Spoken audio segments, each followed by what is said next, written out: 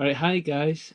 My name is Malcolm Haddo from the Galway and Southern Ayrshire UNESCO Biosphere, and today we'll be showing you how to use the iNaturalist website to record wildlife. So the first thing you need to do is simply search up iNaturalist on your browser, and it should be the first one that comes up here. And once you've done that, you're going to want to sign up or sign in. So if you haven't got an account, just click the sign up tab here. And it's a fairly straightforward process, so just work your way through that. And once you've got your login sorted, this is what your login should look like. And if you're somebody who doesn't actually like having lots and lots of different accounts and passwords, you can actually log in with Facebook, Apple or Google, which is quite handy. So we'll log in here. So this is your desktop, and any notifications, any changes to any records you add, they'll pop up here. And so basically when people put an ID on your record, you should get a notification and they'll come up here for you. So if you're just starting out and you want to record, simply click this upload button here. And your interface should look something like this. So it's quite simple. All you have to do is choose the files directly from your computer, or you can drop the files from a folder in here. So we'll just put them in here. Okay. So the way that iNaturalist is really handy is that it has an AI function that helps you identify what it is you filmed. And to its credit, it's not too bad. So we'll just demonstrate that. So to identify something, hit the species name, and hopefully it will help you ID it. So absolutely, that's done it right there. Now for iNaturalist, it prefers you to record animals individually. So in iRecord, there's an option to record multiple animals of the same species, but on an iNaturalist, they would prefer you don't do that. So here you can see we've got two blackbirds, but these are two different individuals. So we wouldn't put these together. We just simply record this as two different records. Just like this. And what you can do, if you've got multiple photos for the same individual, you can control click both of these photos. And if you hit this combine button, that'll put them into one record. So you don't have to so you're not uploading several of the same record. But we can just drag that off because those are two different individuals. I will just do it again for Mr. Chaffinch there. So because I'm using a digital camera, the date and time is automatically saved for me. But if yours hasn't done that, all you have to do is click this little tab here and just click what date it is. And if you click the clock, you can select what time it was. So it's quite easy. Now you can put in the location separately like this. So you could put in Dumfries, for example, and say it was filmed here. But because these were all filmed at the same site, we can actually edit them at the same time. So if you click this select all button here and then go to this tab on the left, this is the tab for all these observations. You can just click location and save them all to the same location, which is quite handy. So the map's quite straightforward. You can just move it around and put it where you found them. And the more accurate you can be, the better. So we'll upload these. Uh-oh. I've missed something. The blackbird. It's because we combined them. Okay, so submit these. So the iNaturalist communities, experts and amateurs, they'll help ID these records for you. 9 times out of 10 they're pretty good, but people can edit them from all over the world, so they might not have that local knowledge that you do.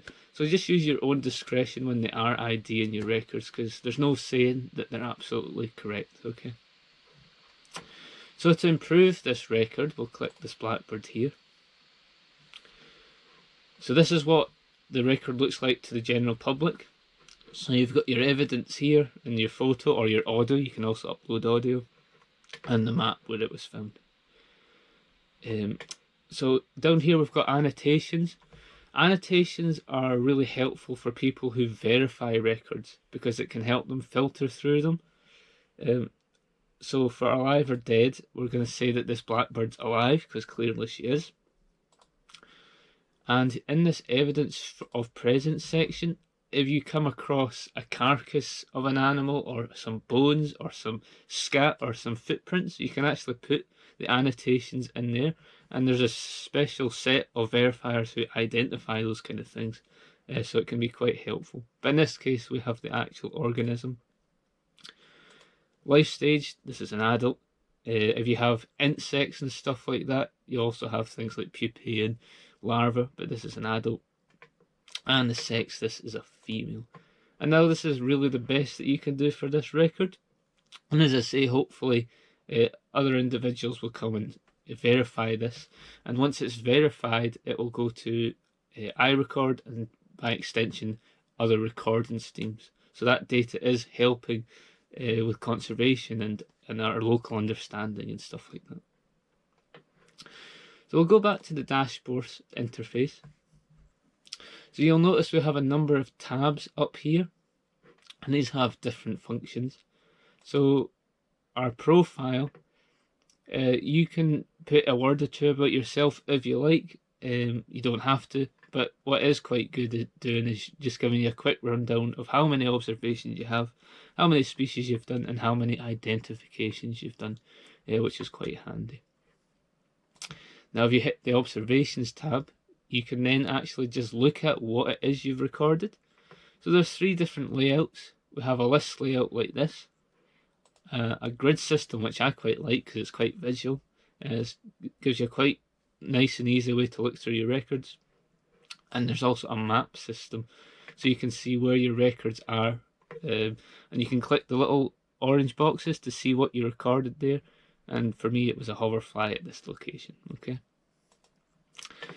If you see the tabs here, you can actually click what species you've recorded.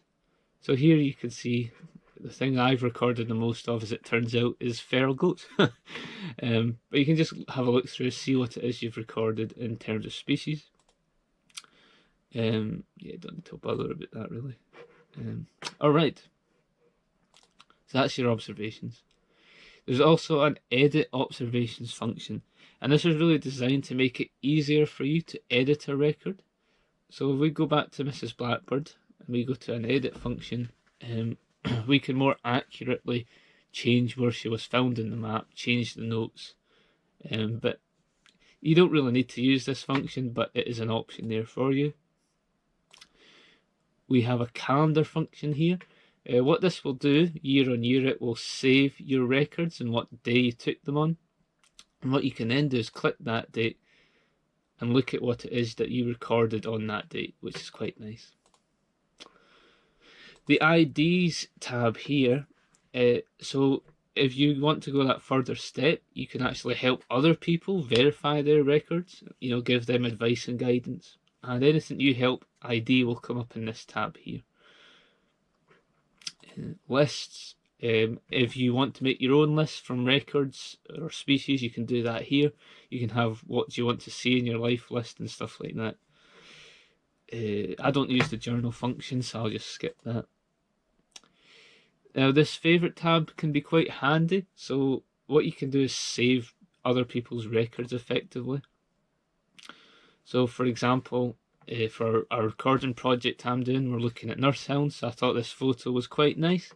So I've favorited this record here, see that little star, and that record is now saved to my account, which is quite handy. And you can do that if you're looking for photos, if you're doing a research project, anything like that.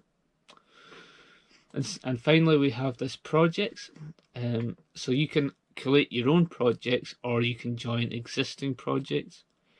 So for example, we've created the Biosphere's Most Wanted project, and we've got 6 species we're looking for, and any record of those 6 species that are recorded locally using iNaturalist will immediately come onto our project, which is quite handy.